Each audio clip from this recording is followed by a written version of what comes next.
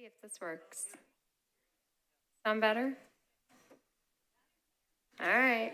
It is very loud today. Is that better? Is that better? No. I don't know. All right. Now is that better? Okay. All right. Just trying to save everybody's ears here. It is weird though, because it is still louder than normal. Like, hear it up here. All right. For the consent agenda today, I have items 2 through 7 and items 9 through 11. Oh, public comment. Sorry. Y'all got so distracted by that loud sound that I could not even focus. Today is Monday, March 2nd. It is the meeting of the Transportation Infrastructure Committee. Pursuant to Section 844.112 of the Tennessee Code, annotated time is reserved for public comment on legislative items appearing on this agenda. Members of the public wishing to speak may sign up on the council committee sign-up sheet posted outside the room where the committee is scheduled to meet. Public comment sign up for council committee meetings will end immediately before the meeting begins. Public comment is limited to 8 minutes total at council committee meetings, and each speaker is allowed up to 2 minutes to speak. All public comment speakers must present proof of Tennessee residency. Requests for interpretation services and/or accessibility accommodation should be made directly to the council office at 615-862-6780. We did not have anybody sign up to speak at public comment today. Is there anybody wishing to speak? All right, seeing none, we'll move to the consent agenda. And we have items 2 through 7 and 9, 10, and 11 on consent. Does anybody want to remove any of those from the consent agenda? All right, seeing none, I'll read the consent agenda. Item 2, RS 2026-806, a resolution approving a Youth Climate Action Fund grant application from Bloomberg Philanthropies to the Metropolitan Government acting by and through the Office of the Mayor to create a neighborhood youth climate captains program in collaboration with the nonprofit Cumberland River Compact to offer Nashville youth a way to have a tangible impact on the city. Sponsors Toombs, Evans, Eagle, Welsh, Ewing, and Allen. Item 3, RS 2026-1819, a resolution approving an intergovernmental agreement by and between the State of Tennessee Department of Transportation and the Metropolitan Government of Nashville and Davidson County, acting by and through the Nashville Department of Transportation for the Connect Downtown Adaptive Signal System Project. Sponsors Coop & Toombs, Horton, and Evans Eagle. Item 4, RS 2026-1820, a resolution approving amendment number 1 to a sole source agreement between the Metropolitan Government of Nashville and Davidson County and Transportation Control Systems, Inc. to increase the contract value and revise the proof of insurance clause language. Sponsors Toombs and Evans Eagle. Item 5, RS 2026-1821, a resolution accepting the terms of a cooperative purchasing master agreement with Toter LLC for waste and recycling collection solutions for the Metropolitan Government of Nashville and Davidson County Department of Waste Services. Sponsors Toombs, Evans Eagle, Ewing, and Allen. Item 6, RS 2026-1822, a resolution approving a participation agreement between the Metropolitan Government of Nashville and Davidson County, acting by and through the Metropolitan Department of Water and Sewerage Services and Chilton Homes LLC to provide public water service improvements for Chilton Homes' proposed development as well as other existing properties in the area. Sponsors Welsh, Toombs, Horton, and Evans Eagle. Item 7, RS 2026-1823, a resolution authorizing the Metropolitan Government of Nashville and Davidson County to abandon existing public water and sanitary sewer mains, fire hydrant assembly and sanitary sewer manholes, and to accept new public water and sanitary sewer mains, fire hydrant assembly and sanitary sewer manholes to property located at 110 Berry Street, also known as Berry Street Infrastructure. Sponsors Parker, Horton, and Evans Eagle. Item number 9, an ordinance authorizing the granting of an overhead and pole placement easement to the electric power board of the Metropolitan Government of Nashville and Davidson County on certain property owned by the Metropolitan Government of Nashville and Davidson County located at 2907 Booker Street. Sponsors Taylor, Horton, Evans Eagle, and GAD. Item 10, BL 2026-1293, an ordinance authorizing the Metropolitan Government of Nashville and Davidson County to accept new public sanitary sewer main, sanitary sewer manholes, and easements for 2 properties located at West Division Street unnumbered and Lawler Lane unnumbered at Mount Juliet, Wilson County, also known as Canebrake Phase 3A, Revision 01. Sponsors Horton and Evans Eagle. Item BL 2026-1294, an ordinance authorizing a one-time bill credit to water and sewer users as a result of the January 2026 winter storm. Sponsors Toombs, GAD, Vaux, Porterfield, and Cortez. Is there anything else that needs to come off the consent agenda? Councilmember Benedict, then Councilmember Allen. Thank you, Chair. Number 11. Number 11, okay. Councilmember Allen. Thank you, Chair. Items 3 and 4, which is RS 2026, 1819, and 1820. All right. I've got those off. Anything further? All right, can I get a motion on the consent agenda? It's been moved and seconded. All in favor? Any opposed? Any not voting? That's 11 in favor. 8, hold on. Oh, sorry. 8 in favor, 0 against, and 0 not voting.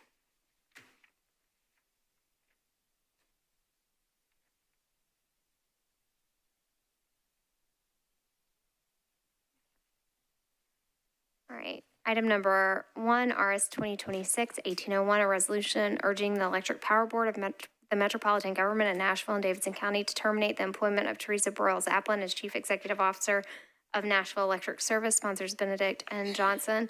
Sponsor Benedict, you're recognized for a motion.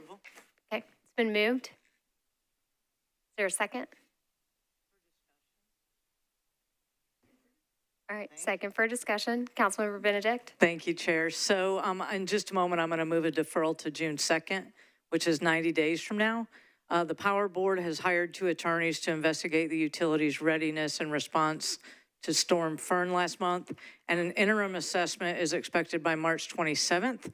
The final report will be completed on or before May 26th. The recent revelation that a sitting Tennessee senator was given preferential treatment further demonstrates the need for a thorough, independent investigation. As I said 2 weeks ago, all records must be preserved in accordance with public records law, and transparency is expected. In that report, my hope is that not only are the metrics provided, such as the number of times posts were made to social media, but also the content of those posts. And also why the social media protocol was changed from hourly updates to 3 times a day updates. This is at a time when the public needed hourly information on the progress of the response. Heat maps of broken poles could have been provided, maybe by zip code, if nothing better. But not only should, we look, or should the investigation look at what happened, I also hope that they look at what should have happened, and that the investigation is done, again, without internal bias from leadership or outside influence like PR and lobbyists. So I look forward to seeing the investigation results. Again, that's supposed to happen according to the release within 90 days, which is on or before May 26th. And so I'm moving a 90-day deferral to the council meeting of June the 2nd. All right, a 90-day deferral has been moved. Is there a second? All right, it's been moved and seconded. Is there any further discussion on that deferral? All right, seeing none, all in favor say aye. Any opposed? Any not voting? That's 1 not voting. Okay, so that is 7 in favor, 0 against, and 1 not voting for a deferral to June 2nd. Item number 3, RS 2026-1819, a resolution approving an intergovernmental agreement by and between the State of Tennessee Department of Transportation and the Metropolitan Government of Nashville and Davidson County, acting by and through the Nashville Department of Transportation for the Connect Downtown Adaptive Signal System Project. Sponsors Coop and Toombs, Horton, and Evan Siegel. Can I get a motion? It's been moved and seconded. Councilmember Allen, you're recognized. Thank you, Madam Chair. I just had a couple of questions. The start date on this is December of 2023, so I just was wondering if we could get an explanation about that start date and why we're approving something that started several years ago. I see somebody coming to the back. Mr. Freeze, you're recognized. Yes, Chair. My name is Brad Freeze. I'm with the Nashville Department of Transportation. So this is a GNRC funded project. We actually received the grant, and it's gone through the local programs process with the state. We're now at the point, it's actually representing a combination of funding sources that we're using. We're using CHIME funding downtown. We're also using this GNRC grant funded for the signals downtown. So it fits all into that one piece together. That's why you may have seen a delay as far as getting to this point. anything further, Councilmember? Nope, that's good, thank you. Okay. Any further discussion on that? Okay, all in favor? Any opposed? Any not voting? It's 8 in favor, 0 against. Well, actually, 7. I think we lost one. Oh, he is still here. Never mind. Sorry. So 8 in favor, 0 against, and 0 not voting to approve. Item 4, RS 2026-1820, a resolution approving amendment number 1 as a sole source agreement between the Metropolitan Government of Nashville and Davidson County and Transportation Control Systems, Inc. to increase the contract value and revise the proof of insurance clause language. Sponsors Toombs and Evan Siegel. Can I get a motion? It's been moved and seconded. Councilmember Allen? Thank you, Madam Chair. I also just had another question. It said in the analysis that we initially had a 35% discount on this. I just wanted to ensure that with this this change that we're still getting that discount. Somebody in the back, sir, you are recognized. Chris Mitchell from NDOT. Yes, I believe we're still getting that discount. Councilmember Allen, did you have anything further? Oh my goodness, this screen just turned upside down. Okay, there it goes. Sorry. All y'all went upside down on me, your pictures and everything. Councilmember Allen is good. Any further questions or comments? All right, seeing none, all in favor, please say aye. Any opposed? Any not voting? That's 8 in favor, 0 against, and 0 not voting. The next item is item number 8, BL 2026-1287, an ordinance amending Chapter 511 of the Metropolitan Code of Laws relative.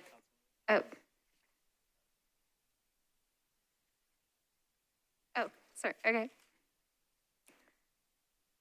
Of the Metropolitan Code of Laws relative to providing funds for restoring and maintaining Nashville and Davidson County's tree canopy. Sponsors Allen, Ewing, Toombs, Evan, Siegel, Vogad, and Coopin. Can I get a motion? It's been moved and seconded. Councilmember Benedict. Thank you, Chair. I just wanted to let you know you also turned upside down. All right, that's all. Thank you. That would be quite a magic trick. Councilmember Allen, you're recognized. Thank you, Madam Chair. I would like to move approval and then move the amendment. Okay.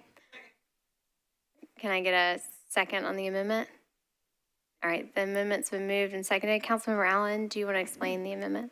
Yes, so the bill in general is just similar to the resolution that we passed last month, which extended the sunset. This actually does away with the sunset because this program for tree funding has proven to be very successful. And the amendment simply makes a couple of changes about where the funds are allocated from. So with that, I would move for the amendment. Okay. The amendment has been moved and seconded. Any further discussion? All right, all in favor of the amendment, say aye. Aye. Any not voting? Any opposed? Okay, so that's 8 in favor, 0 against, 0 not voting. In favor of the amendment on the bill as amended. Is there any further discussion? All right, seeing none, all in favor of the bill as amended, say aye. Any not voting?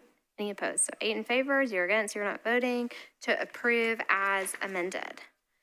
Item number 11, BL 2026-1294, an ordinance authorizing a one-time bill credit to water and sewer users as a result of the January 2026 winter storm. Sponsors Toombs, Gadbo, Porterfield, and Cortez. Can I get a motion? All right, it's been moved and seconded. We don't have a sponsor here for this bill. You did sign on. Okay. All right. Councilmember Benedict, you're recognized. Thank you, Chair. I pulled this from consent because I wanted to understand how is this issue, how are these credits going to be issued?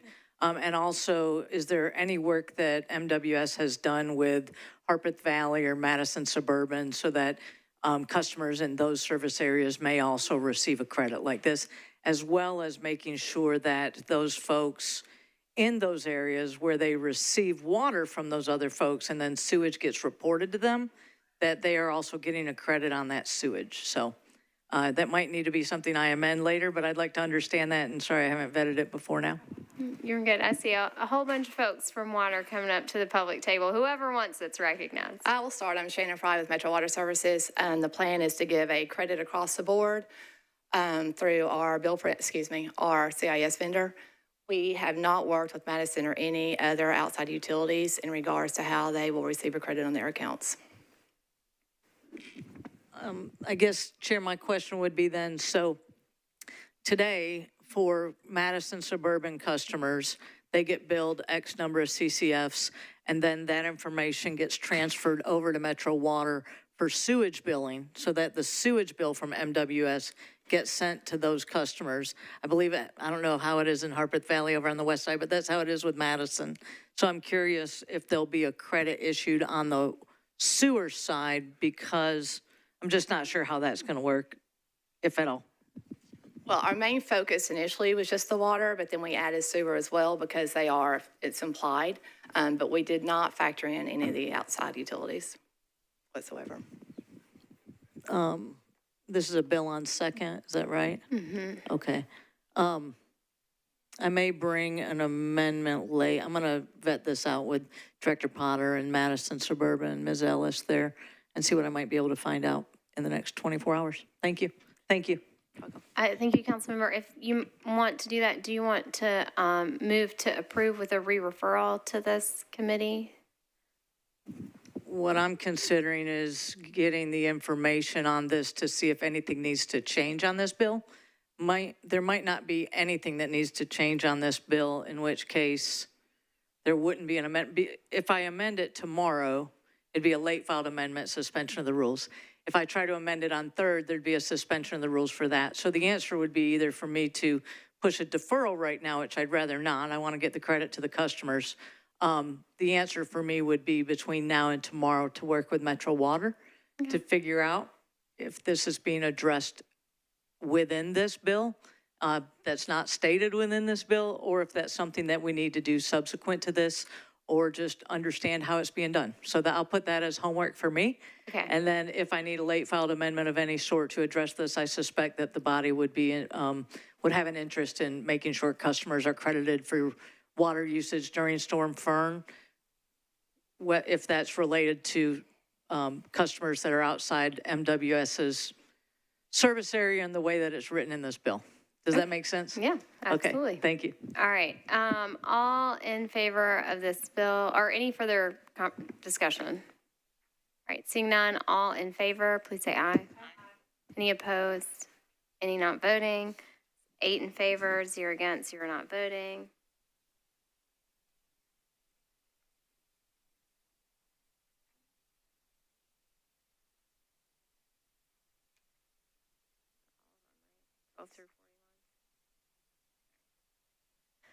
Items 12 through 41 are, and we've been down this road many times, the same thing. They have been read into the record. They do not have to be read again. But just for clarity, it's BL 2026-1206 through BL 2026-1235. All of these items are being withdrawn, so there's no action to take by this committee, but I do want to clarify that they're going to be withdrawn, which reverts them to 3-year contracts.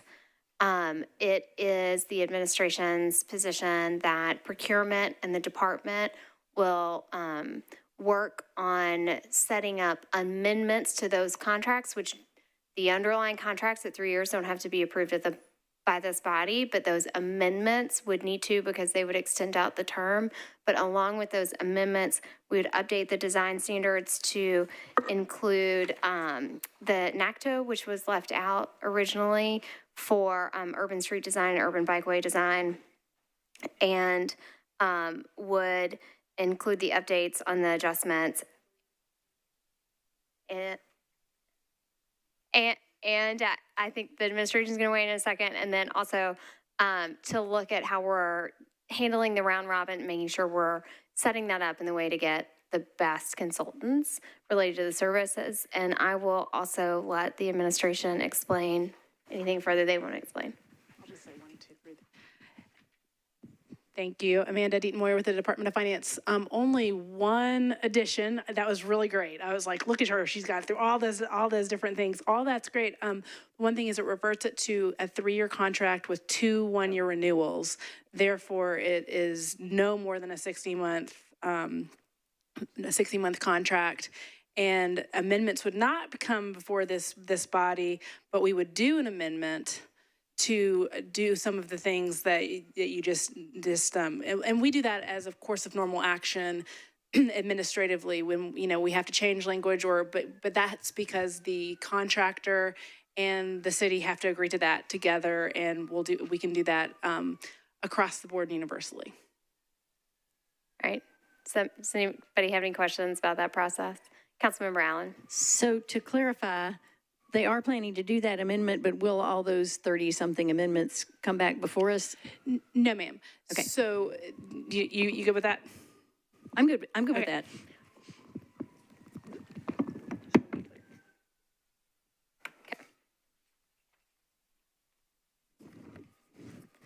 All right. Does anybody have anything further they would like to add before we adjourn? All right, seeing none, we are adjourned. Oh my gosh, it keeps flipping upside down.